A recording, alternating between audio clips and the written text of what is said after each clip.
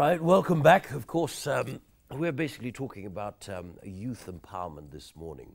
For a very long time, we've been talking about unemployment in this country. And I think this statement has become a cliche. Don't be a job seeker, be a job creator. Because the question is always how. But there's a particular institution here. It's part of KEPSA. It's called the Kenya Youth Empowerment Project. And of course, they are involved in basically enhancing youth employability in Kenya through provision of trainings and internship in the private sector. So I won't tell you more about that. We have the very man in charge, project director, that is Ehud Gachugu in studio. Welcome to the Power Breakfast Show. Thank you. Many thanks indeed. So Kenya Youth Empowerment Project. Tell us a bit about it. Yeah, thank you very much. The Kenya Youth Empowerment Project is actually a Government of Kenya project that is financed through a credit from the World Bank. And the project is actually coordinated by the former Ministry of Youth Affairs. But actually now it's it's a department under the Ministry of Planning and Devolution. And our interest is actually to provide employability skills and work experience to people who are actually coming out through our education system, largely to support the government's of Kenya effort to improve employability in the country.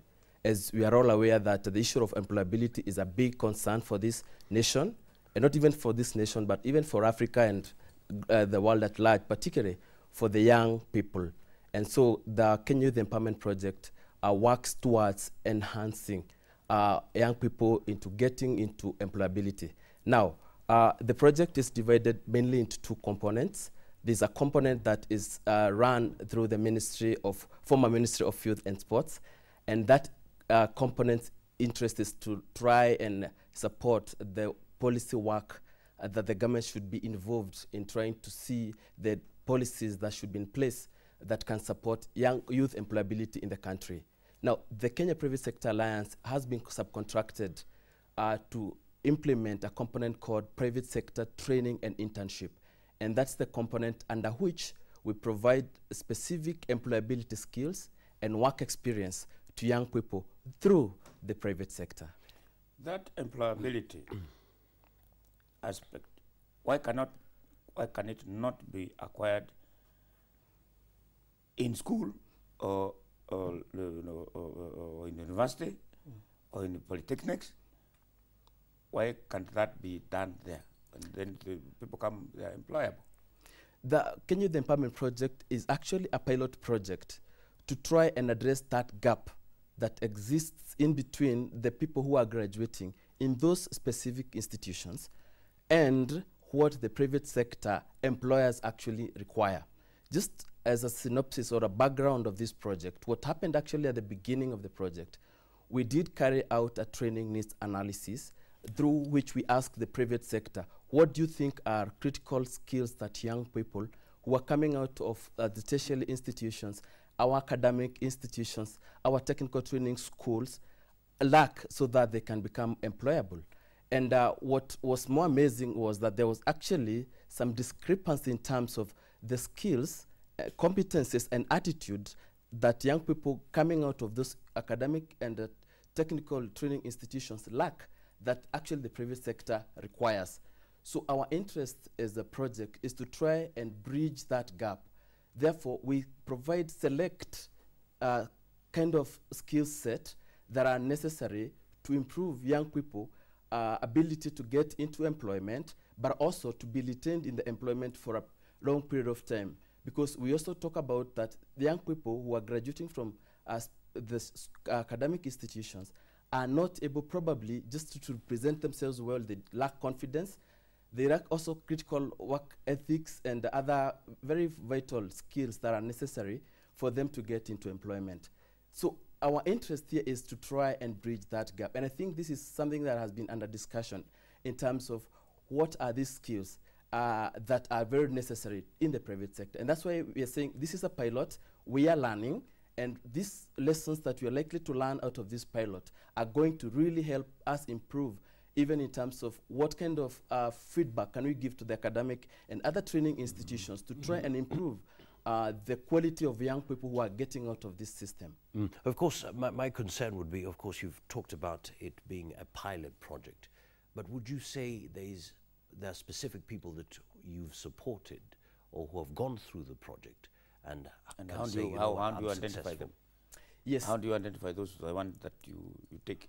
Yeah, the project started way back in 2010, and since then we've been able to do 4 cycles. Let me just discuss briefly how the project works. The project works by first asking young people who meet a certain specific eligibility criteria to apply. So for you to be in the project, you must be not be working. You also must not be in school. You also must be a Kenyan citizen. You also must have a minimum of 8 years of schooling, but out of school for a period of at least 1 year. If you really reflect on that criteria, I'm talking about young people who have not been able to get opportunity to get into workplace or actually to go further with their education. Did you say 8 years of school? Minimum of 8 years of school. Which means you KCPE. KCPE. As long as you have a KCPE certificate and above, and you've been out of school for a period of 1 year and not working, you are eligible to participate in this program. Those are very many people. Yes, there are many. In fact, what we normally do is to ask for applications at the beginning of every cycle because the project is actually divided into 8 cycles for ease of implementation. And so for each cycle, we have 2 sets of interventions. The first set, 3 months, we occupy ourselves by helping young people to develop specific skills through providing some select kind of trainings. Then the next 3 months, we provide them with work experience in the private sector. Now, when we ask for applications, we receive those applications based on that criteria, and of course, based with our our nation and the demand for such kind of programs, we are of course sure that you get very many responses, and of course, many of them are probably people who are in school. And the characteristics sometimes of our young people, they're still looking for another opportunity. So you'll get, a large pool of young people who are interested. But you must select those who meet the eligibility criteria specifically so that they can continue on with the program. What my problem is with that is that, as I said, there are very many people. Yeah. Why is it not possible to do village polytechnics or Harambee Institute of Technology, or those colleges that have been wasted now by the new systems, the village polytechnics, the Harambee Institutes. That's why you get employability, because you learn some skill. You learn to be a mason, a carpenter. You make shoes. You make those things that we import from China. That's where to go. Instead of taking a bunch of people and going through taking them to some factory, why can't you, the private sector, sponsor those institutions? Exactly. I think that's a very good point because, there's no silver bullet to this program. I think the village polytechnics, the academic institutions, those who are doing micro enterprises, those who are doing entrepreneurship, those who are doing employability, we are all driving the same agenda. And like, for example, what I started by saying is that this is actually a pilot. Some of these lessons that we are learning from this program are going to find themselves very, very effective in being applied in some of these institutions to try and help these young people to be more employable.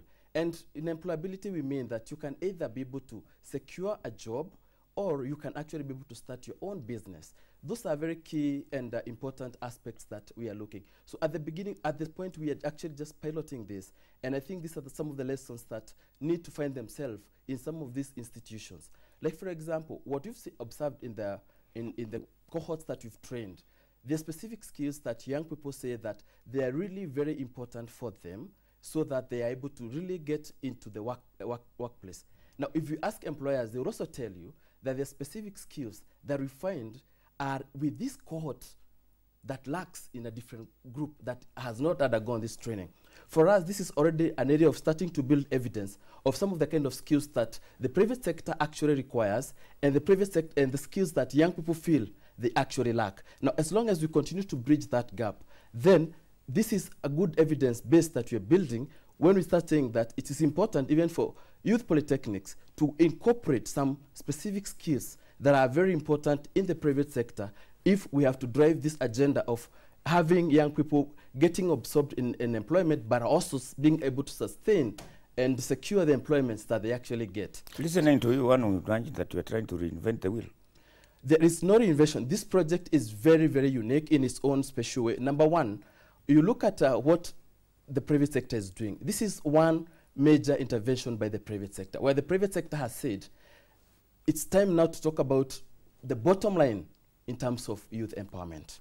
So this is one very unique feature. Second, look at an internship project that is actually offering internships even to young people as those who have just a Class 8 certificate, those who have been looking for work, and they are willing to go to companies and get attachment and get actually work experience and get absorbed. And number three, this project, according to some of the preliminary findings, is a very important aspect for businesses because it has a business logic where the private sector is actually getting an opportunity to select young people who can actually drive, the future and innovations within those companies. Those otherwise left alone would not have actually gotten an opportunity to get into these companies, get exposed, get specific skills. So in a nutshell, this is a very unique project. It also presents a very solid evidence base in terms of what works. Within the project, we've designed a study that's going to really help us distill exactly what works within this kind of interventions. One of the biggest challenges we've been having as a nation, in terms of youth employability, we have a challenge of coordination, because this is one challenge that who does what? Everyone is trying to do one small thing, but there lacks this whole aspect of coordination. And number two, we lack evidence of what exactly works. So one of the value this project is bringing on board is to try and provide evidence of the kind of employability interventions that a country like this can scale up and have massive young people getting absorbed into employment. Thank you so much. Of course, just listening to what you're saying, this is a great idea. Remember, you can send in your comments to 22422. That's 224222. 22422. Any question you have.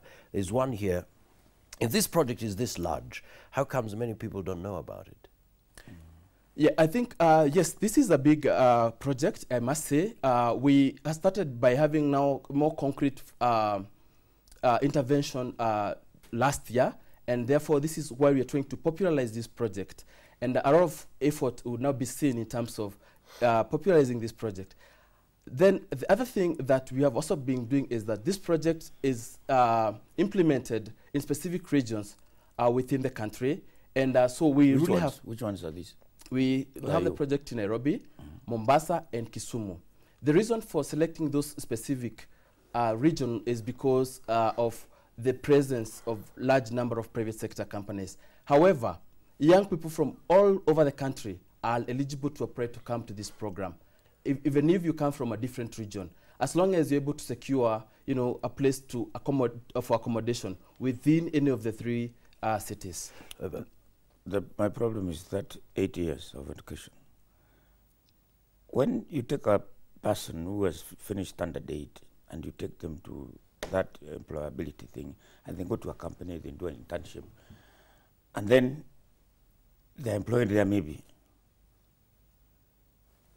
how long will they work? How can they be promoted? How will they move, except to stay toiling there for years? Because the education is limited. Yeah. They cannot go up. They will stay there in factories and minions and toil for multinational companies, free labor, cheap labor. I think that why can't you take from 4 university? Standard 8? Yes, that's a good question, Mutegi, because we also must appreciate that this cohort of young people who actually finish Class 8 and get out there in the market and are employed are still people we should think about. And there are a number of interventions that we think that they can benefit out of this program. If, for example, they're attached to a company and they get work experience, they get employed and they start earning, they can further their education and get promoted within the companies. Number two, we see that one of the things that we also ask the private sector to do is to mentor these young people who are coming to their companies, because they are young people who are actually very vulnerable and they have no other option of really advancing or even making their lives better. So the companies that they are attached to sometimes are encouraged to mentor them to start their own businesses. Remember that particularly this cohort of people with, say, primary education and Form 4 education will be more interested in starting their own businesses. And therefore, we have a component within the program that helps them to really think through the kind of businesses they want to do in future. We give them some select training, and we provide them with mentors who can help them be able to really formulate their business ideas and start their own businesses. Now, what we have seen in the past, because this project actually provides some incentives both to the private sector and also to the youth. We provide the youth with a stipend of Kenya shillings 6,000 per month, those who are in the program. So you see that most of these young people are able to save this stipend as they progress with the internship for the period of 6 months. And this sometimes acts as a startup capital to start their own businesses. So there are opportunities even for these young people who have just graduated from class 8 and they don't have any other way of actually getting into employment or even furthering their education. So the project actually provides a platform where they can really further their. Now just it looks like the number of the period of training 6 months. Yes. What are the numbers are we talking about? The number of youth that one cycle recruits? We recruit in between 2,500 to 3,000 per every cycle. We have done this for the last 4 cycles. Very soon in the month of July, we'll be running the 5th cycle, again with a number of around 3,000 young people in the 3 regions. All right. Just talking about the stipend, somebody has written here, says, I thank you for the opportunity I got to improve my skills. I'm almost finishing my internship, but I have not received the monthly stipend for the last 5 months. Kindly advise. I don't think that we have been paying stipends on a monthly basis, and therefore probably that somebody should actually check with their bank, because stipends are paid at the end of every month, and therefore unless there's something— This is 5 months. No, I don't think that's a correct position, because stipends are paid every month, and unless somebody has a problem with their bank, from our end, we know that we ensure that we pay the stipends every month. The stipend from government or from the companies they work? The stipend is actually part of the project. Because of the characteristics of the young people that we normally work with, we ensure that we give them some stipend to facilitate their transport and just basic subsistence so that they're able to really get into the workplaces and also in the trainings. Why can't the companies where they go to work pay them instead? Yeah, that's a good question. But I think also the companies, what we try to do is to not to really burden very much the companies. But they're getting labor. It's not necessarily labor, but again, we're also providing some trainings. Remember, there is lost productivity as a result of providing this internship to the young people. And so therefore, it's not just about labor. And I think it's just about also the companies, setting time aside, dedicating a resource to mentor this young person, and also ability to also deliver the logistic supports that are necessary to run the project, because it has very high level of accountability mechanisms. I would like to know that, the kind of monitoring and evaluation that you get. A person might come here, say you want to bring somebody here to be a camera person, because they want to be a journalist. Yes. They just finished standard 8. And all these guys have finished Form 4, and they have gone to college, and they come here, they ignore them. Yeah.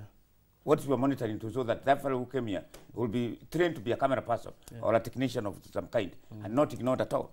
Okay. We have very elaborate monitoring and evaluation mechanisms. We visit every workplace where our interns are attached, and that is also supplemented by the district youth officers who are within the regions where the attachments are taking place. So we do monitoring. That's the problem. That's what you're assuming. District, but those civil servants, they will not bother. They will actually bother, because what would be motivation for them to go to a company and find out whether somebody is being trained? Because and even when they came here, if they come here, we say, we are training them. They fill a form, and I'm not sure about that. Yes, we have our internal mechanisms for monitoring, but to ensure that we are monitoring in all angles, we have incorporated district youth officers into the program for monitoring. However, there is what we normally call daily diaries, which is a log of the activities that an intern has done for a particular day or for a particular week, where the supervisor must sign. And every time I go there, we must see that this intern has done ABCD, and the supervisor has acknowledged that this has been done. And we also interact with the interns directly, ask them about this, the same kind of whether they're getting valuable work experience. And again, also the same question, also probably same exercises, also repeated, but the systems that we've put in place are really geared towards ensuring that young people get quality work experience. Just looking at the systems, Ivy here is raising a concern. Says this is a good project, but riddled with corruption. How do you take care of that, nepotism and all that? The project is very transparent, and we really operate above board. The systems that are there are very robust in terms of procurement, in terms of financial management, in terms of internal audit. And so there are a number of checks and balances that are already in place. We also have an internal audit department within the project that reviews all the transactions, all the systems, to ensure that we are complying with the agreed financing agreements, with the operations manual of the project, and also with the regulations of both the government and also the World Bank. We also have regular reviews of the same by the World Bank and regular reviews by the ministry, so that they can actually be assured that the systems are compliant. So this project is a very transparent, very accountable, and operates above board in all its aspects and transactions. The expected outcome is that either the candidate is employed by the factory or the company that they work, yes, or they go and start their own businesses. So that, is there any other? Yes, there is a third one. Yes. There is a third one for those who actually, if as a result of this internship, they discover that there's a gap in their education or training background, and they go back to school and advance, particularly because of those who have lower level of academic qualifications, and they have an opportunity within the program to move further. I think that's also a positive outcome indicator that we aspire within the project. What are the percentages of the employed, they won't go back to school, and those who go to start their own businesses? What are the figures? Now, looking at some of the Roughly, the tracer survey that we did of the graduates who have completed, we have fully completed 2 cycles.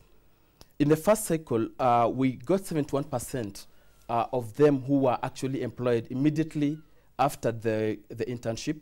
That was a period of around 6 months. After the internship, 13% of them had gone back further for further training and skills development, with a marginal of around 16% who were not actually employed by the time we were conducting that survey. We've not done another follow-up, but we intend to do another follow-up. Now, for another cycle 2, which was just completed just the other day in the month of April, 1 month after the internship, 40% of them were employed, meaning that probably if you track that, again, it's now 6 more months, probably 5 more months, that is likely again to go up. There's a question here from Benedict from Eldoret, and I think he represents a lot of people here. I'm a Form 4 leaver 5 years ago. I've tried to apply in KEPSA for several times, but not received a reply. Please, how will I be helped? I really need this. Okay. Yeah, as I said, the application process is actually, we actually have people actually, we roll out a call for young people and advertise through the media. And we select people who are eligible. And at times, that pool of eligible applicants is usually very high. So what you normally do is to do what you normally call random selection. And this has been an activity that has been done in conjunction with one of the top audit firms in this country, and in the presence of the media and other important stakeholders because of transparency.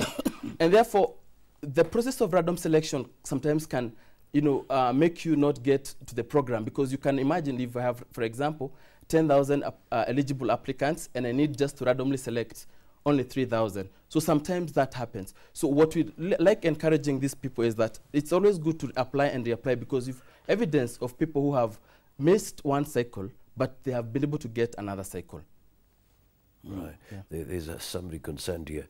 Good program, but do you mean you're encouraging under 18 laborers? Because most of class 8 dropouts are aged 14 to 16. Yeah. It is not really encouraging them, but this is actually a reality that we as a nation must come into terms with, that there are young people out there who have gone up to class 8 and they really have no other opportunity to advance or to make their lives better. But how can a 14-year-old person, what can they do? You know, they're the same people who are actually doing business. So it's not a question of being laborers, but they have aspirations that they want they have their personal aspirations. And therefore, what we normally do, and I want to repeat this, we support their vision in terms of what they want to do. As I said, they can't go back to school. That's an opportunity. They can also start their own businesses. That's also an opportunity. So it is just an opportunity for those vulnerable young people who otherwise could just be out there not doing anything and probably channeling their energy on negative things. And this is something that as a nation we also must really come into terms with. But if you just don't give these young people opportunity, then there will be other opportunities that they can take. 3,000 people out of a million? Yeah. There's a drop in the ocean. Yeah, we do appreciate, yes, it's actually a drop in the ocean. And I think, as I said, it's a pilot. And the project is ending in 2014. And probably, I think we hope that probably out of the lessons learned, this project can be scaled up. As I said, we are doing an impact evaluation, which is going to help us really understand what really works. And probably now with that, the government could, in their own ways, discuss and see the possibilities of probably scaling up this project in terms of, you know, getting into other regions. That's number one, but also increasing the number. And also number 3, as you rightly said at the beginning, Bonamutegi, that some of these things can find themselves into the existing academic and training institutions so that we have mass number of young people benefiting out of the experiences that as a project we are actually getting. I think the solution to this problem is not taking a batch of 3,000. No. It is for the private sector companies to go to promote village polytechnic. Yeah. Kapata Institute, all those places where there are schools that train post standard 8. Yes, yes. Take those boys and girls to from standard 8 to those colleges. Yes. Then train them, then take them to industry. But taking 3,000 it's not waste of time, but as I said, it's a drop in the ocean. Right. Yes, yeah. Perhaps as we wind up, Kenya Youth Empowerment Project, there's a gentleman, lady there, and they're thinking, you know what, I have the qualifications, where do I start? Final words. Yes, the Kenya Youth Empowerment Project, how we normally operate is that we have a specific time period in which we ask for applications. As I rightly said, this next set of applications will be in the month of July.